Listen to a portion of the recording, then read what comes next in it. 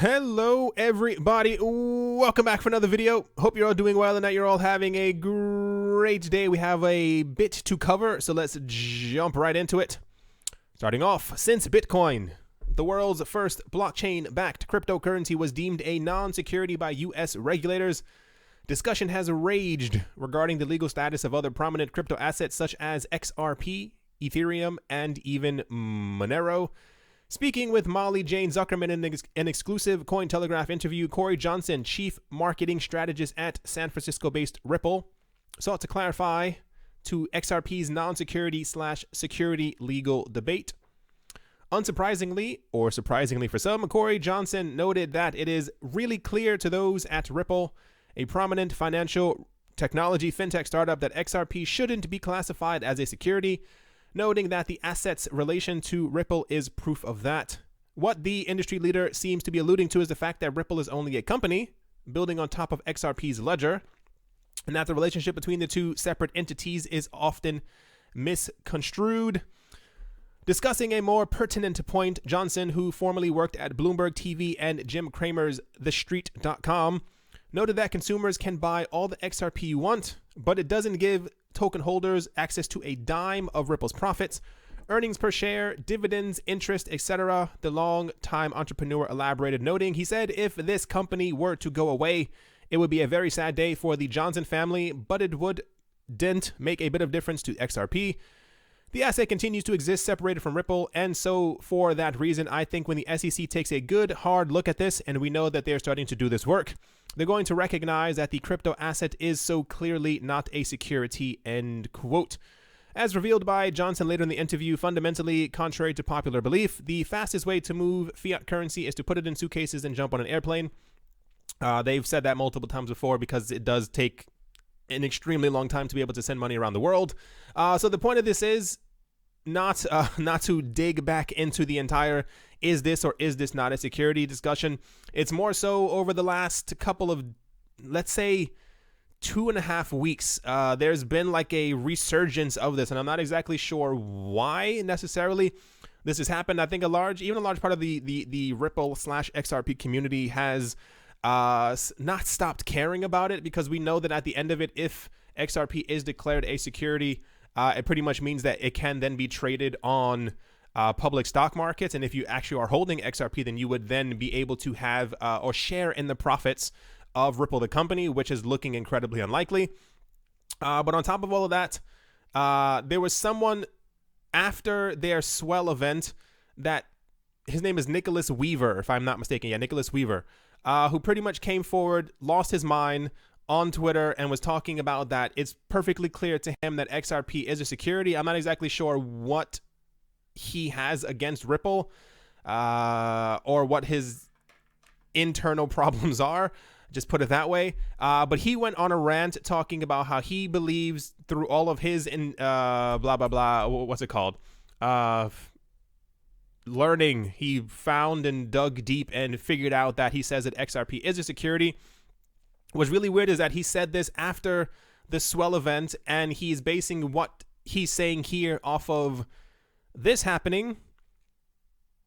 This is from so a former SEC member during the swell event actually came forward and said that it's clear that XRP is not a security, that XRP is a currency, which is incredibly significant for a number of reasons, because as of now, it's been deemed that cryptocurrencies that we have right now are either commodities or securities, and to call it an actual currency is something a little weird, because we also had there was a ruling or something like that from some other, I can't remember the short versions of all these organizations inside the US, but there was one of them, there was something that happened a couple of years ago with the Ripple team, and they deemed that XRP wasn't a commodity or security, that it was actually a currency. And to have first of all, there are former SEC members on the board of Ripple who have constantly come up multiple times talking about that they don't believe or they don't think that XRP is a security, but they keep calling it a currency, which is going to have incredibly beneficial effects if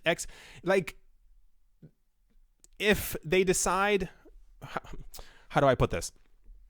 during the last couple of weeks, the SEC seems like someone has lit a fire under them, and they're trying to get things done that they should have gotten done a couple of months ago. But on top of this as well, it seems that I'm not going to even say that they may be close to potentially giving a ruling or something like that, because as it stands right now, a lot of people have been waiting for what the SEC has been going to say, but the people inside the SEC or have claimed that they are close to the SEC have claimed that the SEC is not going to actually give a ruling or proper ruling on any more coins, simply because they are afraid of lawsuits, what have you, blah, blah, blah, blah, blah. But for Corey Johnson to say that where was it? Like, I don't even know where it was anymore.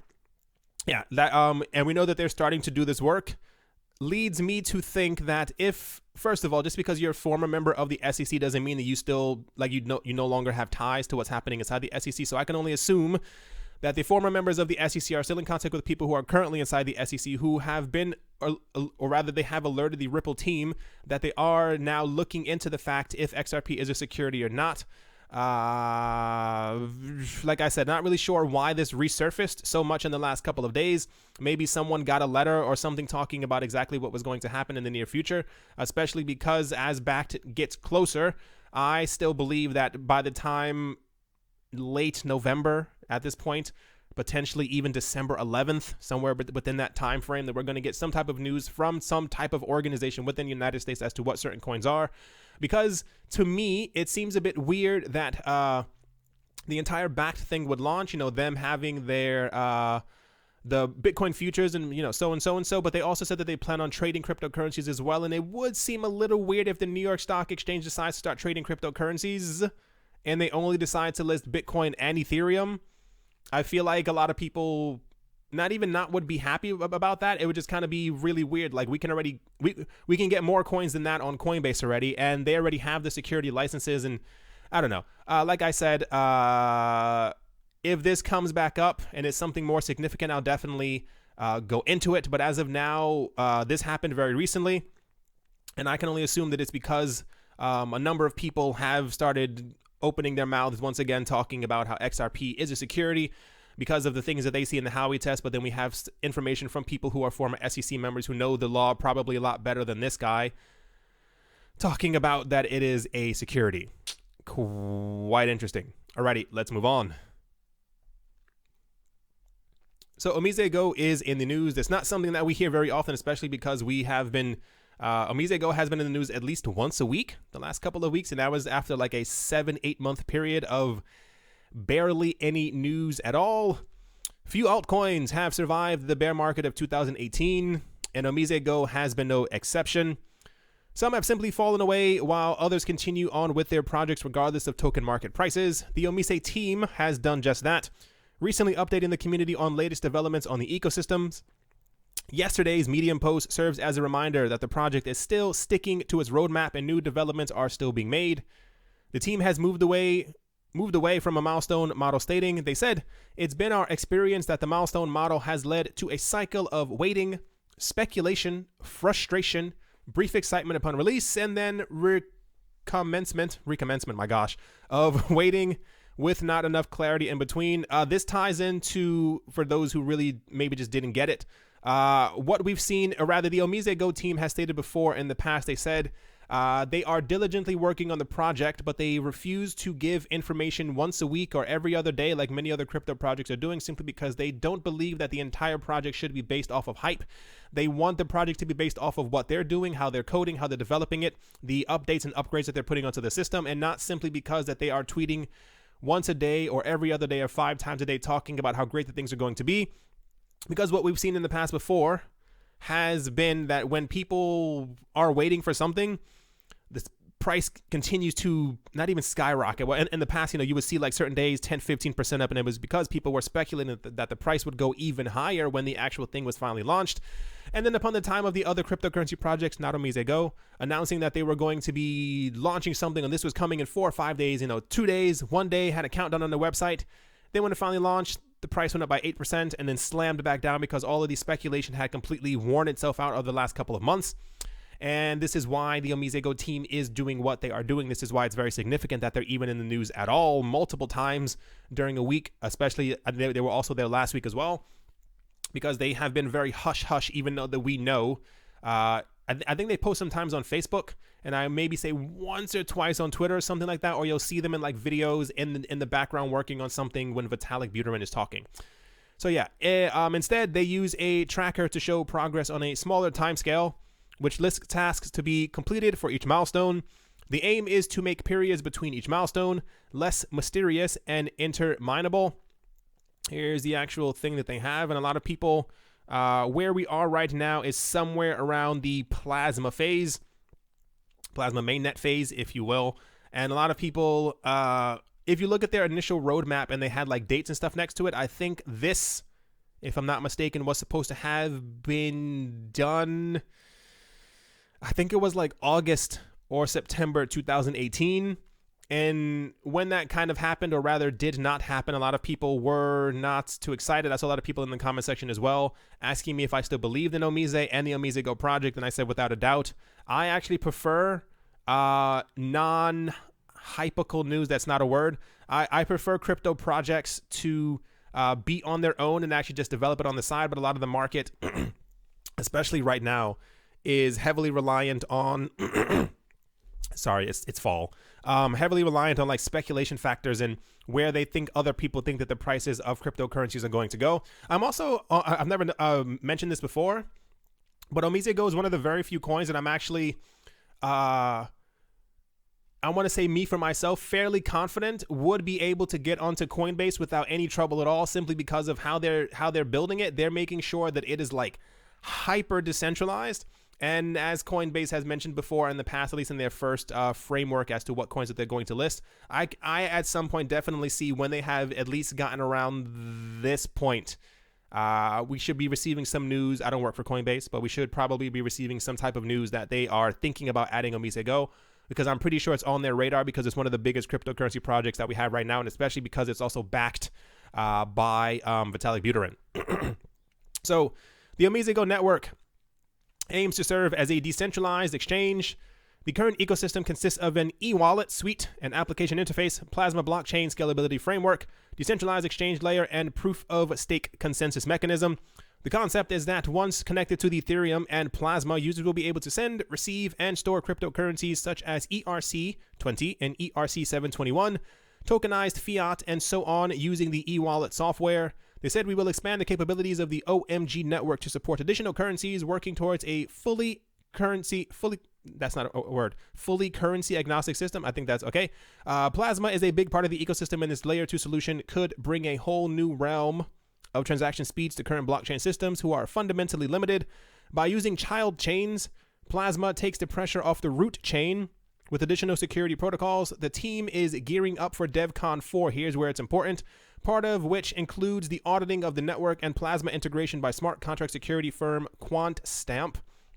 Here's the thing that they actually wrote on Twitter. So what this kind of all draws into is this one big thing right here. DevCon 4 is coming up. That's the Ethereum Developer Conference that it seems that the OmiseGo team is going to be a part of. What's interesting about all of this is that a couple of weeks ago, for those who remember, it had to be about 3-4 weeks ago at this point, Vitalik Buterin gave a speech, not he wasn't like standing at a podium, but it was a discussion on the future of Plasma and the current iterations of the next level of Ethereum being able to scale and stuff like that. And this is why we've had so much news that they were talking about or thinking about adding other solutions that would at least allow them to do like 500 transactions per second, as opposed to being super ambitious in going to 1 million transactions per second. The OmiseGo team is the cornerstone, or like the whole mountain, if you will, of the Plasma project. If they are planning on being at DevCon 4, one can assume, don't assume too much, and I hate saying, I want to say things so bad, and then I get my hopes up, and I don't want to get your hopes up. Vitalik noted that they were very close before to actually having a lot of these solutions being on the Ethereum mainnet or something similar to that, and this is why we had news before a couple of days ago about Constantinople and how they had were planning on adding Constantinople to the Ethereum network, and then they had to delay it until the beginning of January. If, and this is a major if, the OmiseGo team was supposed to have released Plasma around August, maybe September. If we have news during DevCon 4 sometime in November that they are close to being able to releasing Plasma, or have been testing it for the last couple of months on their testnet, and it could potentially be then ready by the beginning of 2019, which is around the same exact time when Constantinople could be laid on top of the Ethereum network, which would then allow it to also integrate the other updates such as Plasma and Casper. That would be monumental. I had to tie it all together so just you kind of all begin to completely understand, because it's incredibly large. I'm excited for what's going to happen with all of this. I'm excited for what OmiseGo is going to be. One of the most ambitious things about OmiseGo is that they plan on also being their own decentralized exchange. Like a lot of, like when I tell people before, like about projects that I really care about, and things that I'm like definitely paying attention to, it's, you know, we've gone past the point of cryptocurrencies just being something that you can pass back and forth between each other, the same exact way when the internet was first starting out. Like it was just texting incredibly slow, or taking 9.5 hours to download one photo. We're now getting to the point where cryptocurrency networks and blockchains and the entire crypto ecosystems are trying to be something incredibly massive. And what the OmiseGo team is trying to do, like you don't have to, I'm not telling you what to do, but it's sometimes it's necessary to be patient when it comes to cryptocurrency projects. Like OmiseGo, if they end up doing what they're planning on doing, they are doing something that could rival the actual Ethereum network, even though they've stated before in the past that they don't plan on being a direct rival to Ethereum, as they are working with the Ethereum team. What it seems like OmiseGo is trying to, or rather what they say that they're planning on implementing and doing on their network, and one can only assume this is going to happen by 2019, is going to be absolutely insane. And on that same exact topic, we have more news from the OmiseGo team. This actually happened a couple of days ago. It says a Japanese capital firm called Global Brain, or GB, has announced it has made an investment in Omise Holdings Pte. Limited, Omise, the Asian-based financial technology provider, through its Global Brain VI Growth Fund Investment Limited Partnership, GBVI, and 31 Ventures Global Innovation Fund. 31 Ventures. They said Omise is a leader in Asia's financial technology services, with one of the largest online payment acceptance solutions in Thailand and Southeast Asia. It is also preparing the upcoming launch of a digital value exchange network, OmiseGo and Go.exchange. So this is the partnership that's happened between Global Brain and the Omise team, which also ties into this. And I thought it was quite interesting that I started seeing a lot of articles like this starting to pop up. I guess a lot of people, not that they were sleeping on the OmiseGo project, but I think, when you don't have news for quite a long amount of time, a lot of people can maybe forget that it's actually there, what have you. So there are reasons why they think that the OmiseGo price could soon rise. And just to tell you my honest opinion about the OmiseGo price, I don't even have a tab over here. If you look at the actual circulating supply of OmiseGo, there's not a lot. I think it's maybe around 100 million or something like that. And if I'm not mistaken, I think it has a lower circulating supply than the actual tokens on the Ethereum network, which is something to keep in mind. I wholeheartedly believe that if Ethereum can get over $1,300 per coin, especially if we have price predictions of where Ethereum is going to go over the next 3, 4, 5, 6, 7, 8 years, floating anywhere from $10,000 to $25,000 a coin. This is also reliant on Bitcoin being like $250,000 to like $1 million per coin. I wholeheartedly believe that the OmiseGo token at some point in the future, once again, this is how I personally feel about the project and what they plan on doing, that the OmiseGo token can definitely pass by not only $1,000, but I can definitely see it going anywhere from $1,000 to $5,000 easily, especially if when they plan on launching their own decentralized exchange and stuff like that. But the three reasons why they believe, or have listed why the OmiseGo price could soon rise. The first one is implementation of Plasma, which everyone has been waiting for, because when they're able to do this, they're going to be able to have at least 100,000 to, as Vitalik Buterin said, what he believes to be 100 million transactions per second, which at that point you kind of have to hand them the mic because they have completely won. The second part of it is the Global Brains investment, which we were just talking about right now. It says, according to a press release posted recently, the Japanese venture firm Global Brain has invested in an undisclosed amount in Omise Holdings. The investment aims to finance the expansion of Omise in Japan Global Brain will also support OmiseGo initiative to develop a financial infrastructure that will host a PayPal-like payment system, PayPal-like payment system and remittance services, as well as an Ethereum-driven decentralized exchange. The goal for Omise has always been to try and improve the traditional financial infrastructure by using innovative tools as it seeks to expand its systems to new territories. In the press release, the company stated, not going to really read through that, PayPay. And the last part that they have of this is the McDonald's implementation of the OmiseGo blockchain ecosystem, which I thought was quite interesting because a lot of people haven't been talking about this. So this happened first in 2017 when we had news. And it was really funny because it happened right during the time when the market was just like starting to bubble and everything was just beginning to go crazy. And this is why, if you look at the former price of where OmiseGo was, and this is why I'm still so bullish on the OmiseGo token, even in the short term, is because when we got news that the OmiseGo team had actually partnered with McDonald's in Thailand, everyone kind of lost their minds. What's interesting is that recently, there was actually, the OmiseGo team posted on their blog that apparently I think that the McDonald's in Thailand has actually integrated their payment system or the OmiseGo blockchain or something like that to be able to transact their payments. I'm not going to read through the entire thing because it's just far too much text. But apparently the partnership is still going on, and apparently it's something that's only going to continue. Incredibly, like it's interesting what, I'll put it this way so I'm not being mean to other projects. It's interesting what you can do when your mouth is shut. Like if you don't tell other people what's happening to your project and you end up having all of these other investors and other, major corporations investing inside of your token and being used by McDonald's around the world. There are a lot of cryptocurrencies right now that are just based on hype, and it drives me absolutely insane. I'm personally, and I'm pretty sure a lot of you are as well, looking forward to DevCon 4 simply because I don't want to think that something important is going to be announced, but typically big announcements are usually held back for big conventions that we have like this. Even if it takes a couple more months and we don't end up getting plasma, which the Ethereum network really needs plasma at this point, but even if it takes a couple more months, I know that the OmiseGo team and the Ethereum team are, I'm pretty sure at this point, desperately working on plasma.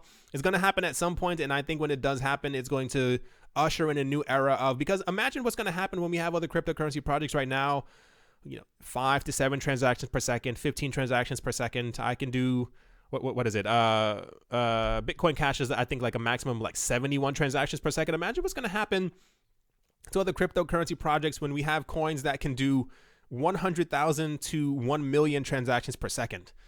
That's going to be something very difficult that is going to, how do you catch up to them? How do you stay ahead if you can barely even cover 100 transactions per second? But that's all the OmiseGo. It's a lot of news. OmiseGo news that we have for today. So let us move on.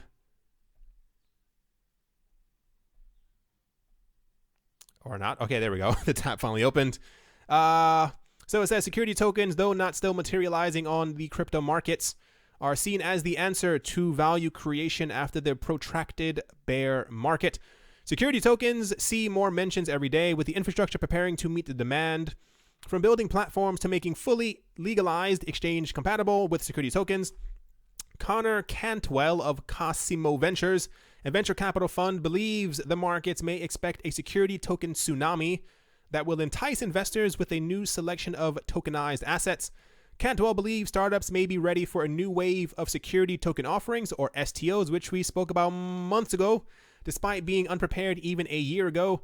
Due to a close government scrutiny and clear regulations, regular STOs may become the norm in the crypto space. It's believed right now, for those who don't get what that kind of means, ICOs are expected to kind of completely flounder simply because governments around the world have come together and said that they don't like the idea of ICOs simply because they have no control over them. However, if you have a platform such as the New York Stock Exchange or the NASDAQ or even Coinbase, as they're trying to get their security license, and you are able as a company or some other type of organization or whatever you kind of want to call it, that then is trying to launch your own cryptocurrencies or tokenized assets, you can then list it on one of these platforms as an STO. And not only is it governmentally approved because it has to go through the security framework and stuff like that, but other people around the world are then also able to place their money, invest in this STO as well. So it's seen as like the ICO 2.0, and it's believed that this will be the new fundraising way for companies to be able to do their things. What's interesting about this as well is that whereas, let's say so typically if you are in Europe, or if you're in maybe Asia or something like that, and especially if you're in China, maybe let's take China out of that. If you're trying to invest in a company in the United States that's having their IPO and they're trying to go public, you may not be legally allowed to deal in that country's or that particular company's IPO simply because they don't fall into the regulatory framework. But if all the countries around the world come in line and they decide that STOs are how they want companies to start financing their projects and stuff like that, and they're listed on top of places like Coinbase, you will then simply be able to go on Coinbase and be able to list in the new Facebook simply by buying a portion of their tokens that they have tokenized on top of these platforms. Very simple, right? Kind of interesting. Cosimo Ventures has invested in numerous cryptocurrency startups and now offers its own security tokens to investors who want exposure to the fund's portfolio of investments. The expectations of security tokens come at a time when the ICO model is no longer viable. In October, only around $39 million was raised across the globe in token sales, and projects keep delaying their campaigns.